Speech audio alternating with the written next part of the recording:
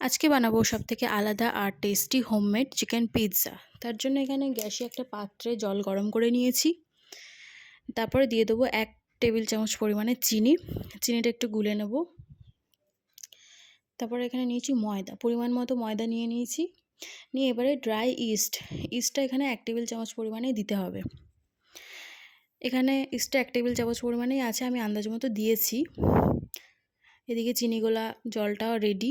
তারপরে স্বাদ মতো লবণ দিয়ে দিয়েছি, 1/2 টেবিল চামচ পরিমাণে লবণ দিয়েছি। তারপরে চিনি গোলা জলটা দিয়ে আমি ময়দাটা মেখে নেব, মানে পিৎজার জন্য ডোটা রেডি করে নেব। ময়দাটা স্মুথলি মাখতে হবে। তার জন্য আরেকটা টিপস, যেটা হলো সাদা তেল দিয়ে দিয়েছি। সাদা তেলের জায়গায় আপনারা এখানে বাটারও ইউজ করতে পারেন। বাটার ইউজ করার আরেকটা গুণ হলো কি, যে আপনারা যখন ডোটা তুলবেন তখন স্মুথলি উঠে যাবে। তারপর এখানে একটা মোটা কাপড় চাপা দিয়ে দিচ্ছি গরম থাকার জন্য, যেহেতু ইস্ট আছে। তারপরে এখানে আলাদা একটা পাত্র গরম করে নিয়ে বাটার দিয়েছি। বাটারের জায়গায় আপনারা সাদা তেলও দিতে পারেন। সাদা তেল বা বাটার দিয়েছি। দিয়ে দেওয়ার পর চিকেন নিয়ে নিয়েছি। চিকেনগুলো বেশ ভালো করে ভেজে নেব। 80% মতো সিদ্ধ করতে হবে বা ভাজতে হবে, আর বাকি 20% পিৎজার ডোতে দেওয়ার পর হবে। এখানে কিউবগুলো একটু ছোট করে নেব, আমার মনে হচ্ছে একটু বড়ই আছে পিৎজাতে দেওয়ার জন্য।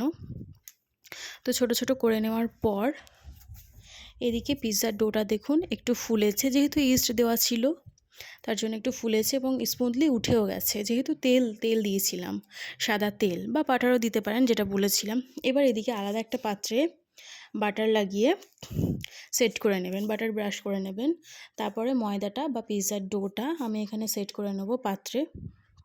তারপরে একে একে উপকরণগুলো দেবো। প্রথমে দিচ্ছি মেয়োনিজ দিয়ে দেওয়ার পর দিয়ে দেবো পিৎজা সস বা পাস্তা সস।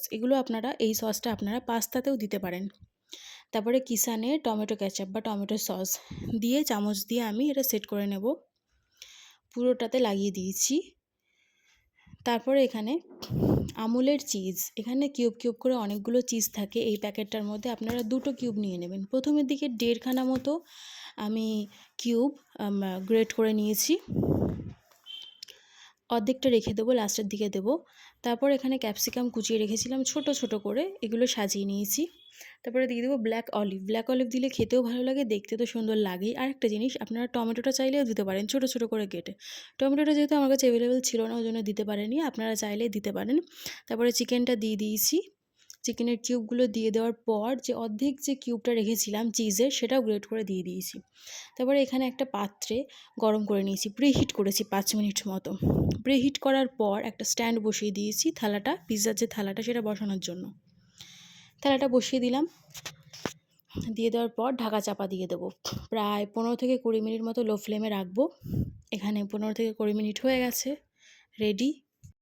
দেখুন এখানে পিৎজাটা ভালো মতো রেডি হয়ে গেছে, সুন্দর মতো হয়ে গেছে। এখানে আমার কাটিং ভিডিওটা ছিল না, কাটিং ভিডিওটা